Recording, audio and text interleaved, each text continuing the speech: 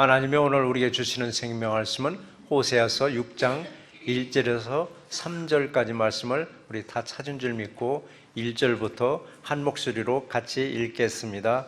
오라 우리가 여호와께로 돌아가자. 여호와께서 우리를 찢으셨으나 도로 낫게 하실 것이요 우리를 치셨으나 싸매어 주실 것임이라. 여호와께서 이틀 후에 우리를 살리시며 셋째 날에 우리를 일으키시리니 우리가 그 앞에서 살리라. 그러므로 우리가 여호와를 알자. 힘써 여호와를 알자. 그의 나타나시면 새벽빛같이 어김이 없나니 비와 같이 땅을 적시는 늦은 비와 같이 우리에게 임하시리라 하니라. 아멘. 참 좋으신 아버지는 감사합니다. 오늘 또 귀한 성일에 귀한 말씀을 우리에게 주셨습니다. 여호와를 알자고 했습니다. 여호와를 아는데 힘써 알자고 말씀하셨습니다. 여호와를 알기 위해서 여호와께로 돌아가자고 했습니다. 하나님 말씀으로 돌아가서 말씀을 붙잡고 오늘 또 승리할 수 있는 귀하고 복된 시간을 우리에게 주신 줄 믿사옵고 모든 말씀 예수 그리스도 이름으로 감사하며 간절히 기도드립나이다. 아멘. 할렐루야. 여호수아서 1장에 그 말씀이 있죠. 하나님이 여호수아에게 주신 말씀이죠. 네 평생에 너를 등이 당할 자 없으리라. 내가 너와 함께 있을 것입니다 라고 말씀하셨습니다. 너 평생에 너를 능히 당할 자 없으리라. 이걸 하나님이 여호수아에게만 주신 말씀이 아니라 저와 여러분을 각자에게도 주신 말씀인 줄을 믿으시기 바랍니다. 그런데 여호수아와 하나님이 함께하는 조건이 또 있습니다. 그냥 조건이 아닙니다. 무슨 조건이냐? 이 율법책을 내 입에서 떠나지 말게 하며 주야로 묵상하며 기록된 대로 지켜 행하라고 말씀하셨습니다. 지켜 행하기 위해서는 여호와의 말씀을 알아야 되고 여호와의 말씀을 알기 위해서는 하나님께로 돌아가야만 됩니다. 오늘 또 말씀을 붙잡고 오늘 귀한 은혜의 시간이 되기를 주의 이름으로 축원합니다. 믿음은 그래요. 날마다 돌아가는 거예요. 믿음은 돌아가는 겁니다. 왜 가던 길을 계속 가도 부족한데 왜 돌아가라고 하는가? 바쁜 이민 생활에 얼마나 바쁘냐고요. 숨 쉴 틈 없이 뒤돌아볼 틈 없이 앞으로 전진해도 부족한데 돌아가라고 했습니다. 그래요. 우리들은 눈만 뜨면 어디로 가요? 세상 속으로 들어가서 세상과 더불어서 우리는 살아가고 있습니다. 세상과 등지고는 살아갈 수 없습니다. 그래서 우리 교회도 세상 속에 있는 교회가 되어야만 됩니다. 저와 여러분들도 세상 속에 있는 성도 한 분 한 분이 되시기를 주의 이름으로 축원합니다.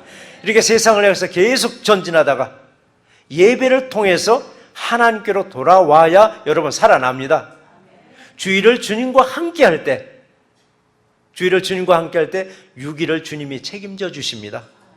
근데 주일을 엉망으로 보내고 6일을 책임져 달라고 하니까 주님이 신경을 안 쓰시더라고요. 주일은 거룩한 날이라고 했습니다. 창세기로부터 이 날은 안식하라고 했습니다. 이 날을 여러분 잘 지키면 나머지 6일간은 하나님이 책임져 주는 놀라운 역사가 임할 줄 믿습니다. 그래서 우리는 세상을 등지고 다시 말씀드려서 속세를 떠나서 믿음의 세계 안에서만 살면 얼마나 좋겠느냐고요. 다 잊어버리고 그냥 믿음 안에서 살았으면 좋겠다고 그러는데 우리 현실은 그렇지 않지 않습니까? 현실은 교회 문만 나서면 수없는 유혹들이 나를 막 흔들어 놓고 있습니다. 흔들림을 당할 때마다 우리는 내 위치도 흔들리고 있습니다. 내 위치만 흔들리고 잊어버리는 것이 아니라 아예 망각해 버릴 때가 있습니다. 이럴 때마다 나는 세상의 자녀인가? 아니면 정말 하나님의 자녀인가? 분별 못하고 혼미한 채로 살아갈 때도 있습니다. 그러다가도 우리는 예배를 통해서 다시 돌아섭니다. 여호와 하나님께로 돌아서게 하심도 보면 그래요. 환경을 통해서 돌아서게 하실 때가 있습니다. 하나님을 모르고 하나님을 등진 채로 열심히 세상만을 다닐 때 환경을 통해서 하나님을 붙잡게 만드시고 사람과의 관계를 통해서 하나님을 다시 붙잡게 만들어 놓으세요. 이게 하나님께로 돌아오게 하는 거예요. 그런데 내가 하나님께로 이젠 돌아가야 되겠다라고 결정하기 전에 성령님은 우리 한 사람 한 사람의 마음을 이미 만져주셨습니다.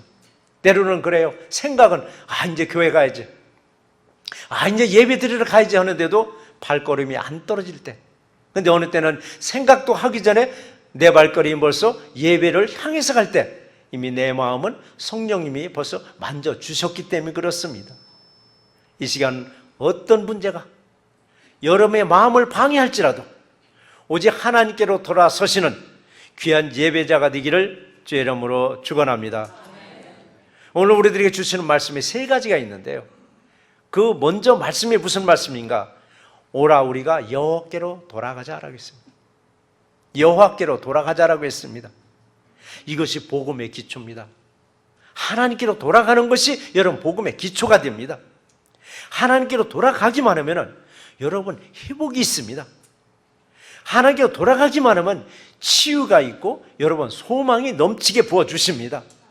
근데 이거 이론적으로는 너무 잘하는 얘기예요.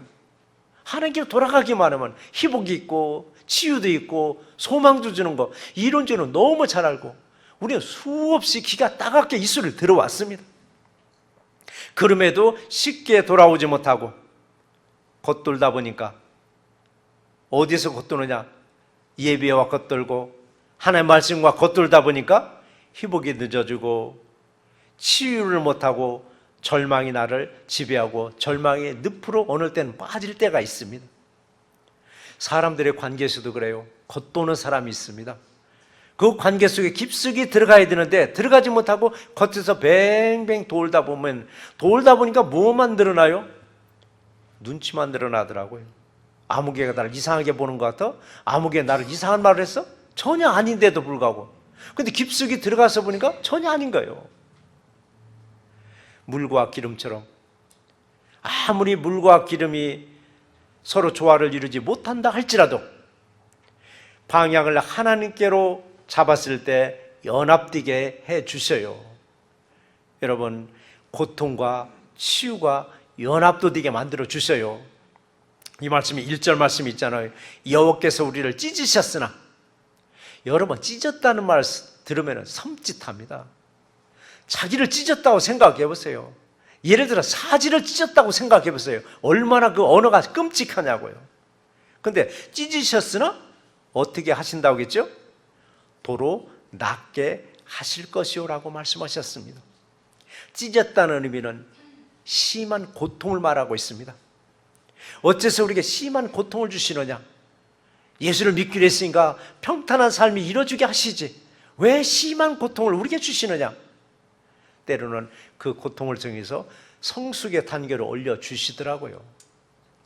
아이들을 키워보셔서 알지만 아이들이 아프고 나니까 아이들이 성숙되듯이 아이들이 좀 더 커져듯이 우리 신앙도 작은 고통을 통해서 작은 환난을 통해서 우리를 한 단계 한 단계 올려주셔요.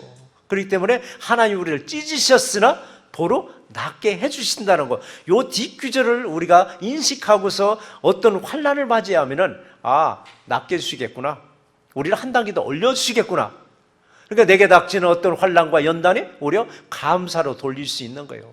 그래서 우리는 뭐든지 감사로 돌렸을 때 놀랍게 감사는 감사를 낫게 만들어 주시더라고요. 그런데 작은 환난을 가지고 세상 종말이 온 것처럼 엎어지고 찾아졌을 때 결국 내 입에서 뭐가 나와요? 불평이 나오고 결국 불평을 계속 만들어 나가더라고요. 긍정적인 사람과 부정적인 사람, 감사를 입에 달고 다니는 사람은 무슨 일이든 긍정적인 걸로 바라보게 되어 있습니다. 오늘 시간에도 정말 내게 어떤 문제가 있을지라도 그 문제 뒤에는 반드시 나를 한 단계 올려주시려고 그러나가고 감사하는 귀한 여러분이 되기를 주의 이름으로 축원합니다. 그래서 우리가 왜 성숙을 원하느냐? 하나님께로 돌아가야만 됩니다.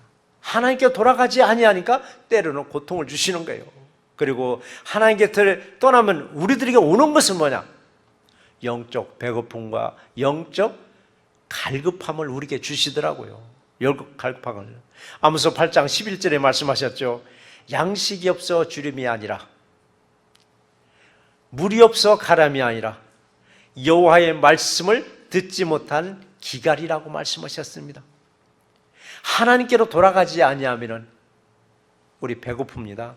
하나님께로 돌아가지 아니하면 늘 갈급합니다. 왜 그런가? 여호와의 말씀을 듣지 못한 기갈이 우리에게 왔기 때문에 그렇습니다. 오늘 시간에도 목마르고 배고파서 하나님께로 왔습니다. 예배는 바로 배를 채우러 온 것이 아니라 마음을 채우러 왔습니다. 하나님 오늘 영과 육으로 놀랍게 채워주시는 귀한 역사가 임하기를 주의 이름으로 축원합니다. 그래서 오늘 말씀처럼 돌아오기만 하면은 하나님은 기뻐서 어찌할 줄을 몰라요. 돌아오기만 하면은. 그리고는 우리들에게 영적 고통에서 도로 낫게 해 주신다고 말씀하셨습니다. 이게 바로 회복을 말하잖아요. 무엇이든지 회복되는 우리 새날개와 성도님 되시기를 주의 이름으로 축원합니다. 그래서 하나님께로 여러분 돌아서면은 고통으로 상처난 곳을 싸매 주실 때 놀랍게 회복되는 역사가 임합니다. 그래서 우리들은 날마다 여호와 하나님께로 여러분 돌아서야 합니다. 하나님을 등졌던 방향을 하나님을 향한 방향으로, 그리하면 어떤 고통도 어떤 아픔도 도로 낫게 하시고 싸매 주심으로 회복되는 축복을 저와 여러분들에게 주실 줄 믿습니다. 하나님은 낫게도 하시고 싸매 주신다는 뜻은 뭐냐? 궁극적으로 구원을 말하고 있습니다. 여러분, 구원입니다. 구원은 오직 예수 그리스도의 이름을 부르는 자에게 주신다고 말씀하셨습니다. 그래서 예수 그리스도가 태어날 때 마태복음 1장 21절에 그랬잖아요. 아들을 낳으리니 이 이름을 예수라 하라라고 했습니다. 이는 그가 자기 백성을 그들의 죄에서 구원할 자이심이라고 말씀하셨습니다. 그래서 복음의 주제는, 하나님 말씀의 주제는, 성경의 주제는 하나님 나라입니다. 그럼 복음의 내용이요, 성경의 내용이요, 말씀의 내용은 뭐냐? 예수 그리스도입니다. 그럼 예수 그리스도는 누구냐? 우리들의 죄의 문제를 해결할 구원자이십니다. 이 구원자가 누구에게 구원을 해주느냐? 사도행전 2장 21절에 말씀하셨죠. 누구든지 주의 이름을 부르는 자에게는 구원을 받으리라고 말씀하셨습니다. 너는 되고 너는 안 되가 아니라 누구든지 주의 이름을 부르기만 하면은 구원을 받으리라고 말씀하셨어요. 그러므로 우리는 하나님 아버지께로 돌아서야만 합니다. 돌아가야 회복이 있고, 그리고 저와 여러분들에게 안식을 주십니다.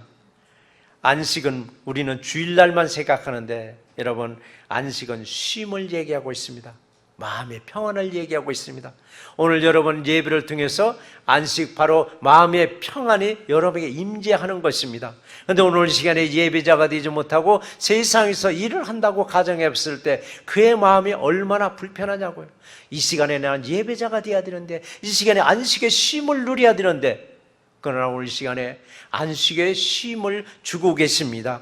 그런데 안식의 쉼은 매일매일 우리는 누릴 줄 알아야 됩니다. 오늘만 누리는 것이라 매일매일 안식의 쉼을 여러분 누려야만 되는데, 어제는 누렸는데 오늘은 못 누리고 내일은 누리고가 아닙니다. 매일매일 여러분 안식을 쉬어야 되는데, 안식의 쉼을 누리지 못하면 왜 그런가 했더니 방향을 잘못 잡은 것입니다. 하나님께로 돌아서는 방향을 잡아야 되는데 세상만 향하는 방향으로 잡다 보니까 우리는 안식의 쉼을 얻지 못하고 불편하고 불안하고 초조하고 늘 뭐가 있습니까? 걱정과 염려가 나를 지배하게 되어 있습니다. 하나님께로 향할 때, 하나님께로 향하지 못하고 세상으로 향할 때 우리에게 돌아서서 쉼을 주십니다. 쉼은 뭔가 평안을 말하고 있습니다. 내가 주는 평안은 세상이 주는 평안과 같지 하리니 너희는 염려도 하지 말고 근심도 하지 말라고 말씀하셨습니다. 그러나 내 속이 시끄러우면 어때요? 평안을 누리지 못합니다. 시끄러운 속을 다스리는 게 뭐냐? 하나님께로 돌아서서 하나님을 알 때 하나님의 말씀으로 우리 마음을 평안케 만들어주는 놀라운 역사가 임할 줄 믿습니다. 그래요, 세상만을 향할 때 우리는 얼마나 많은 짐을, 얼마나 많은 무거운 짐을 우리 짊어지셨느냐고요. 무겁고 많은 짐들을 짊어지고 때로는 하나님께 탄식할 때도 있습니다. 하나님 아버지, 저 너무 힘들어요. 양쪽 어깨에 짐을 졌어요. 허리에도 짐이 묶여져 있어요. 양손에, 두 손에도 내 짐을 들고 있어요. 한 걸음도 뛸 만한 기력도 없어요. 좀 너무 힘들어요. 여러분, 이런 고백을 세상 사람들이 할 것인가? 하나님께 할 것인가? 세상 사람들인데 있으는 소리 해본들 며칠 안 가서 소문이 확 돌아버리더라고요. 아무게 힘들대, 아무게 너무 지쳤대. 근데 이 힘들고 어려운 고백을 누구 앞에? 하나님 앞에 고백할 때 하나님이 대신 그 짐을 져주시고 우리에게는 가장 좋은 평안의 쉼을 우리에게 주십니다. 우리가 세상 아무리 많은 것을 소유했을지라도 내 마음이 평안하지 못하면, 내 마음의 평안을 누리지 못하면 가진 게 아무 가치도 없는 거예요. 그러나 아무 하찮은 것을 내가 가졌을지라도 내 마음의 평안을 가졌을 때 그 하찮은 것이 그렇게 소중하고 그렇게 내 삶에서 도움이 되는 거예요. 오늘 시간에 안식의 평안을 여러분들에게 하나님은 부어줄 줄 믿습니다. 이렇게 여러분 이고 지고 들고 있는 짐을 어떻게 하라고요? 있는 그대로 주님께 털어 놓는 거예요. 이게 고백이에요. 이게 고백이라고요. 고백하지 않냐고 끙끙 짊어지고 아무 소리 없으면 주님은 알고 계세요. 근데 받아주질 않더라고요. 내 입으로 고백해보라는 얘기입니다. 내 입으로 시인해보라는 얘기입니다. 정말 나를 믿느냐? 나를 믿는다면 고백해보라고. 그래서 그 모든 짐을 다 주님 앞에 고백할 때 주님이 받아주시고 저와 여러분들에게는 평안의 축복을 부어주는 놀라운 역사가 임할 줄 믿습니다. 이렇게 여러분 털어놓을 때 우리는 누구에게 돌아가고 있느냐 이게요. 여호와 하나님께로 돌아서신 것입니다. 이때 주님은 말씀하십니다. 무슨 말씀을 하시는가? 마태복음 11장 28절 말씀하셨죠. 수고하고 무거운 짐진 자들아 다 내게로 오라. 내가 너희를 쉬게 하리라. 누구에게? 고백하는 사람에게. 고백하지 않는 사람에게 쉼의 축복 없습니다. 모든 것을 주님께 믿고 내려놨던 고백입니다. 내 무거운 짐은 정말 여러분 짐보따리 주님 앞에 내려놓는들 주님이 안 받아가요. 내 입술로 고백했을 때 주님이 그걸 받아주시고 우리에게 쉼을 주는, 편하게 쉬게 하리라는 귀한 역사가 여러분에게 임할 줄 믿습니다. 오늘 시간에도 여러분 머리에 이고 온 분도 있어요. 머리에 이고 온 건 뭐냐? 생각으로 가득 채워가지고 오신 분이 있어요. 양어깨 짊어지는 분도 있어요. 허리에 묶은 짐도 있어요. 양손에 들고 온 이 무거운 짐들을 다 내려놓고 안식의 쉼을 누리는 귀한 시간이 되기를 주의 이름으로 축원합니다. 두 번째는 우리가 그 앞에서 살리라라고 말씀하셨습니다. 그 앞에서 살리라. 이 갓난 어린아이들이 부모 앞에서 조그만 재롱을 피워도 부모는 그냥 감동에 감동을 합니다. 세상에서 이렇게 똑똑한 애가 있을까?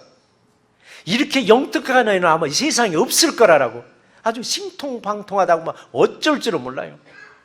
이렇게 어쩔 줄을 모르는 사람이 부모보다 더 좋아하는 사람이 있어요. 그게 누구예요? 예? 하나님보다도 더 좋아하는 분이 있어요. 할아버지 할머니들이에요. 할아버지 할머니들 그렇게 좋아하는 거예요. 그래 하는 말씀이 있더라고요. 손주를 키워봐야 인생을 논할 수 있더라고. 제 나이 또래 친구분들이요, 어쩌다 만나면 그냥 막 셀폰에 누가 보자고 그랬어? 쫙 보여주는 거예요. 그래서 아니 내가 보자고 그랬어? 했더니 그래도 보라라고 막 그냥 동영상까지 보여주는데 나는 봐도 아무런 감동이 없는 거예요. 그러면서 유 목사도 이제는 손주 봐야 인생을 얘기할 수 있다고 그렇게 좋아하는 모습. 이게 내 자식보다도 내 자식의 자식들을 이렇게 더 사랑하는구나. 근데 문제는요, 내 자식까지 이렇게 세상에서 영톡한 놈이 있을까? 눈에 넣어도 아프지 않고 손에 쥐면 막 깨질 것 같이 여기지만 남의 자식들이 내 자식처럼 똑같이 행동하면 아무런 감동도 아무런 표정도 없어요. 그냥 귀찮은 거예요. 아무런 감정도 없이 그냥 이렇게 좀 바라보다가 조그만 애가 말썽만 부렸다 하면은 뭐라고 그래요? 쟤를 어떻게 가르쳤길래? 앞날이 걱정된다 합니다. 내 자식하고 똑같이 행동했는데 앞날이 걱정된다라고. 저렇게 버리장머리 없는 데는 처음이라고 말하는 거예요. 자, 그럼 하나님은 어떻게 바라보실까? 하나님도 내 자식처럼 바라보실까? 하나님은 동일하게 보십니다. 동일하게 차별 없이 우리를 바라보고 계세요. 우리가 조금만 이쁜 짓만 해보세요. 하나님이 얼마나 기뻐하시냐고요. 근데 우리가 조금 섭섭하게 하나님께 대하면 하나님도 사실은 아마 눈을 길 거예요. 저래서는 안 되는데 눈을 기다가 어떤 냐면 막대기 하나 딱 드는 거예요. 막대기 들어서 다독다독해요. 다시 우리 안으로 들어오라고. 우리 안으로 계속 안 들어오면 나중에 막대기로 때리더라고요. 그래서 너 좋은 말 할 때 너 우리 안으로 들어올래? 아니면 욕 한 번 얻어먹고 우리 안에 들어올래? 한 번 얻어맞고 우리 안에 들어올래? 한 번 돼지게 맞고 우리 안에 들어올래? 우리 안에 들어오는 게 뭡니까? 돌아서게 하는 거예요. 돌아서게 하는 거. 근데 저와 여러분들은 얼마나 영악한지, 하나님이 조금 진노하는 눈치만 보면 잽싸게 우리 안으로 들어와가지고 할렐루야 하시더라고요. 그러니까 하나님은 또 좋아가지고 그냥 또 싱글벙글해. 할아버지 할머니 똑같은 것 같아요. 어떻게 보면 할아버지 할머니 속도 없이 그 손자들 바라보듯이 하나님도 똑같이 우리를 그렇게 인자하게 사랑스럽게 우리를 보고 계셔요. 그래서 하나님께로 돌아서기만 하면은 우리들의 어떤 고통도, 우리들의 어떤 아픔도 며칠 가는가? 2절의 기록을 보니까요, 이틀 후에 우리를 살리시며 셋째 날에 우리를 일으켜 주시리라고 말씀하셨습니다. 여러분 아픔이 있어요? 여러분 고통이 있으세요? 이틀만 인내하시기 바랍니다. 사흘만 인내하시기 바랍니다. 하나님이 살려주시고 일으켜 세워지는 놀라운 역사가 임할 줄 믿습니다. 이틀과 사흘이라는 숫자는 어떤 아픔도 어떤 상처도 아주 빠르게 회복시켜 주시겠다는 의미도 있지만은, 우리 사흘이라는 이 숫자는 예수님의 부활한 숫자이기도 합니다. 이게 구약에서 호세 선지자는 예수님의 십자가에서 죽으시고 장사한 지 3일 만에 살아나실 것을, 즉 부활하실 것을 미리 벌써 예언해 주셨습니다. 호세 선지자가 외친 그 대상은 누구냐고요? 이스라엘 백성들이었습니다. 이스라엘 백성들, 니들이 환난을 당하나 담대해라. 이틀 3일만 니들 인내하라라고 끊임없이 외친 말씀이 결국 오늘날에 저와 여러분들에게도 똑같이 주시는 말씀들에게, 우리 모두에게도 어떤 어려움이 있을지라도 3일만 잘 인내하시면 반드시 살려서 이렇게 세우는 놀라운 역사가 임할 줄 믿습니다. 여러분, 영적으로 시들고 잠든 사람들이 예수님 앞에 서기만 하면 살아나는 역사가 임할 줄 믿습니다. 그의 앞에 서기만 하면, 그의 앞은 어디를 말하고 있습니까? 예수님 앞에요. 예수님 앞에 서기만 하면, 우리가 예수님 앞에 돌아서기만 하면 예수님 앞에 살게 만들어 주셔요. 그러므로 여러분, 복음적인 삶은 뭐냐? 예수님 앞에서 사는 거예요. 예수님 앞에 살 때 어떻게 사는 거는가? 내가 말씀 안으로, 말씀이 내 안으로 들어오게 하는 신앙입니다. 하나님 말씀이 내 안에 들어오고 내가 말씀 안에 들어가는 거예요. 이 말씀이 내가 하나님 안에, 하나님은 내 안에. 이걸 요한복음 14장 20절에서 말씀하셨습니다. 그 날에는 내가 아버지 안에, 너희가 내 안에, 내가 너희 안에 있는 것을 너희가 알리라라고 말씀하셨습니다. 여기서 그 날은 제 이름에 예수님이 오시는 날을 말하고 있지만, 제 이름에 예수님이 오시기 전에 우리가 예수 안에, 예수님은 우리 안에 거할 수 있는 그런 날이 날마다 이루어지기를 주의 이름으로 축원합니다. 그래서 우리들은 예수님 앞에서 살기를 날마다 소원하기는 해요. 아담과 하와를 지난주에도 말씀드렸습니다. 아담과 하와는 죄를 지은 까닭에 하나님의 얼굴을 피해서 숨었다라고 말씀하셨습니다. 하나님 안이 아니라 하나님 밖에서 살 때 하나님의 얼굴을 피하고 있더라고요. 아담과 하와만 하나님의 얼굴을 피해서 사는 게 아니에요. 우리들도 하나님의 얼굴을 피해서 살 때가 있어요. 그래서 우리는 이런 생각을 한번 해보셔야 됩니다. 주일날에는 예수님 앞에서 정말 당당하게 사는 것 같습니다.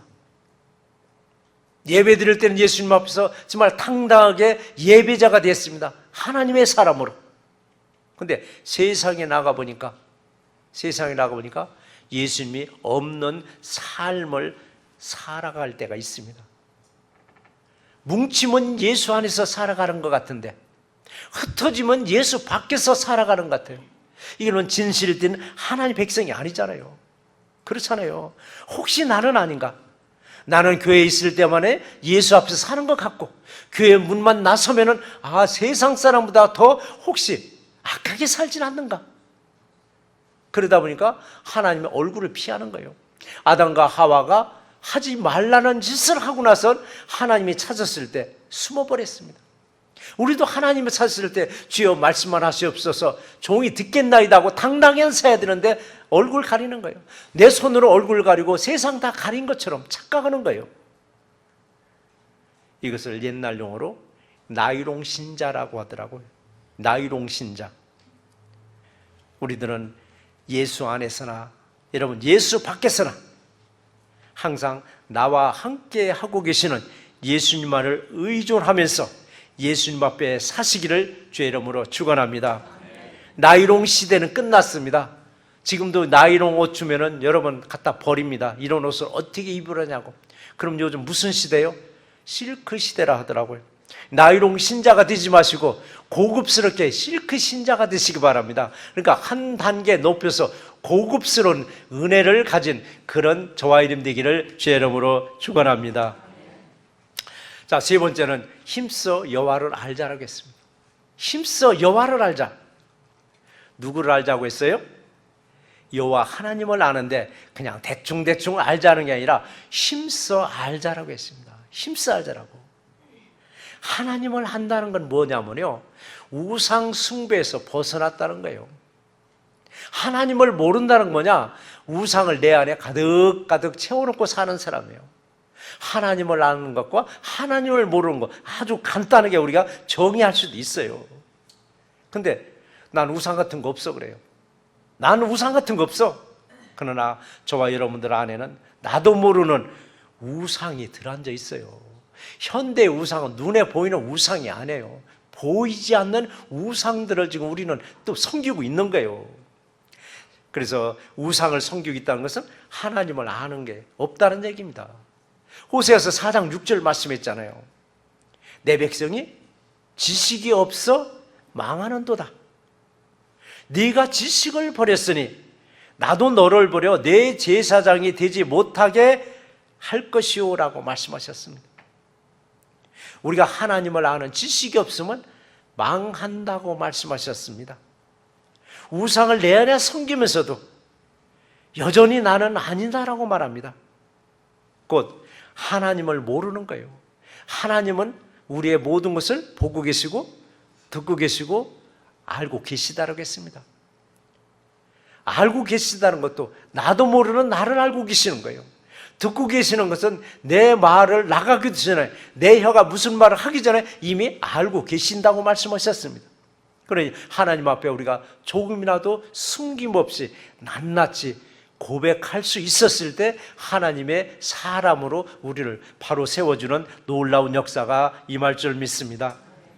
그래서 어째서 하나님을 아는 지식이 없으면 망한다고 말했는가? 호세 선지자가 외치는 이 메시지의 핵심이 뭐냐? 하나님이 누군지를 모르면 망한다는 얘기입니다. 하나님이 누군지를 모르면 망한다는 거예요. 그래서 우리가 하나님의 말씀을 잊고 살아갈 때 놀랍게도 우리는 하나님이 주신 은혜를 기억하지 못해요.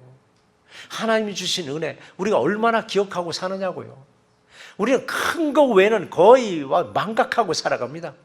근데 작은 거 하나하나도 여러분 기억할 수 있다는 건 뭐냐? 내가 하나님 말씀 안에서 살아갈 때 하나님의 은혜로 정말 내가 살아갔구나라고 고백할 수 있는 거예요.